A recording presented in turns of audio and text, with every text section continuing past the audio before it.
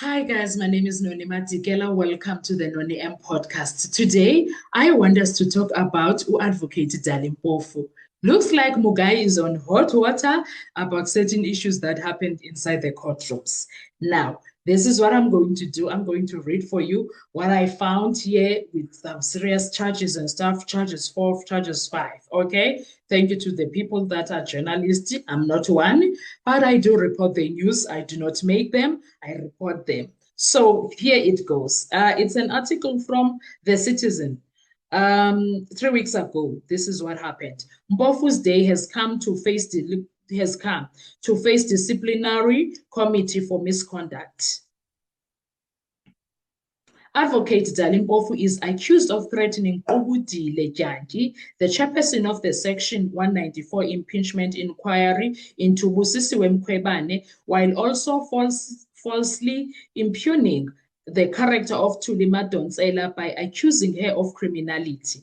Additionally, Mpofu is alleged to have made inappropriate defamatory remarks, including sexual innuendo, directed at the then President of the Supreme Court of Appeal, SCA. These are just three of the seven charges Mpofu will face when he appears before the Legal Practice Council, which is LPC Disciplinary Committee, later this month. Breaching the code. Mpofu is accused of breaching the code of conduct for legal practitioners by the LPC in multiple misconduct complaints against the advocates. The LPC has asked Mpofu to appear before the committee on 30th April 2025. The charges sheet relates to various complaints without identifying the complaints. It has taken the LPC 2.5 years to formally charge Mpofu with misconduct. The Citizen reported in 2021 that despite a string of disparaging remarks, the advocate may not be held accountable for his conduct. The day has come. However, Mpofu's day has come after he once warned Jantyi that your day will come. In the first charge, Mpofu is accused of bringing the legal profession into disrepute with his remarks on 13 September 2022 to Jantyi, chairperson of Section 194 inquiry into Mkhwebane's fitness to hold office as public protector. Mr. Jantyi, you are going to regret this. I am telling you now, your day will come. I am senior to you in many ways, not just in age, but in many ways, and you know it. So you have no right to abuse me, but fine, you've got the power now, you can exercise it, but you will pay one day, Mpofu stated. He then added, actually, it is not a threat, it is a promise. Charges 4 and 5. Charge 4 of the complaint reveals how Mpofu questioned the character of former South African Revenue Services executive Johann van Logarberg in cross-examination on 15 July 2022. You questioned him on his mental health and if he was suffering from a psychological condition, insinuating that he was not sound of mind. In charge 5, the LPC lists the remarks Mpofu made against Maya on February 2022 at the Judicial Services Commission.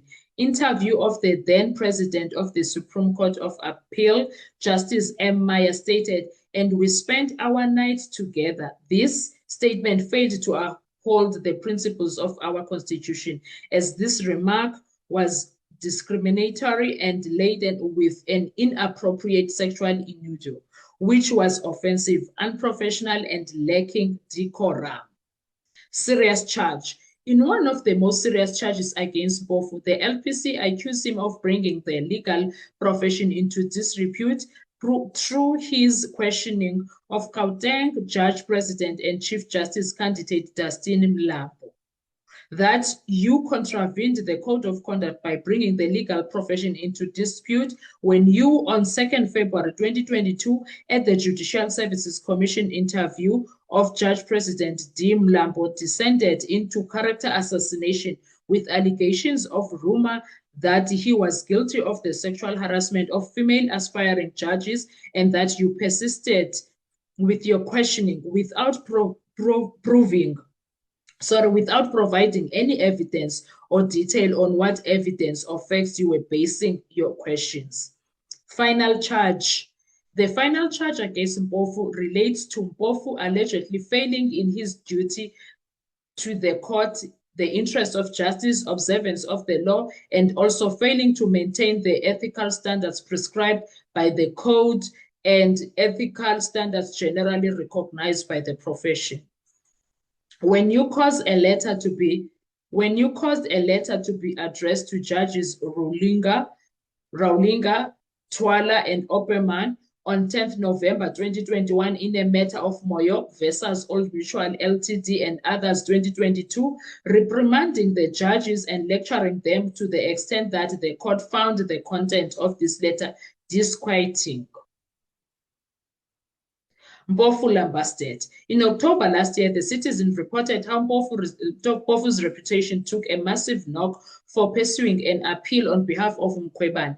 SCA Judge Nathan Ponan slammed Mpofu for pursuing an appeal on a recusal matter, labeling it dead on arrival. Exasperated sighs, soapbox oratory, empty rhetoric, political posturing, theatrical gestures, and long-winded dismissive non-sequiturs have no place in a courtroom, particularly in response to searching questions from the bench, Ponan said. To understand the decision-making process, those who practice in this court are expected to have more than just a nodding acquaintance with the relevant rules, as also established jurisprudence of this court. Developed skills in legal research, analysis, and writing are indispensable part of an appellate practitioner's toolkit. Politicking. Speak to the Citizen's legal analyst, Professor Pierre DeVos, said Ponan's comments about Mpofu seems accurate but circumspect. DeVos said Ponan's judgments also alluded to Mpofu simply taking cases to court and presenting arguments for political supporters of an individual or political party. That is one of the criticisms that Advocate Mpofu has faced for quite a while, that the arguments are really for political audience, the voters of the EFF or MK, and not for the judges who need to be convinced. Mpofu's reputation. Legal analyst Mpumelelo Zikalala told the Citizens that the lambasting that Mpofu received from Judge Ponan damaged his reputation. You are only as good as your last case, reflected in law reports. Now, in this case, you have his name, which will always remain there, and even future generations are going to read to say there was an Advocate Mpofu that was written in this particular manner. However, Zikalala said Judge Ponan should not have digressed into a territory of cancelling Mpofu. He said the role of a judge is simply to interpret what the law says and guide advocates on what the interpretation is, while also taking into account case law. Controversial arguments. Mpofu has been embroiled in few controversial arguments. In July 2022, a LPC investigating committee cleared him of wrongdoing for telling Advocate Michelle Leroux and Pravin Gordhan to shut up. The incident relates to the cross-examination of the late Gordhan in March 2021, in which Mpofu, representing former South African Revenue Services Commissioner Tom Moyane, told Advocate Leroux to shut up during the heated exchange over her questioning of the minister. Leroux was representing Gordhan during the proceeding. The committee's majority agreed with Mpofu that telling someone to shut up in isiXhosa would not be considered rude. Kanti, what's going on in the courts of South Africa? Go busy, guys. And these things, we don't see them or we don't catch them fresh. But hey, here we are within, and we are going to be talking about them now. I'm not failing to follow any of these cases. Son. I am following on all these cases now.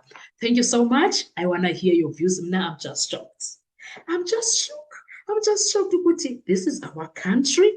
Really? Are these things happening here in South Africa? It sounds like it's a movie. I'm reading a movie script. I don't know. Thank you, guys. Enjoy your day. Bye bye.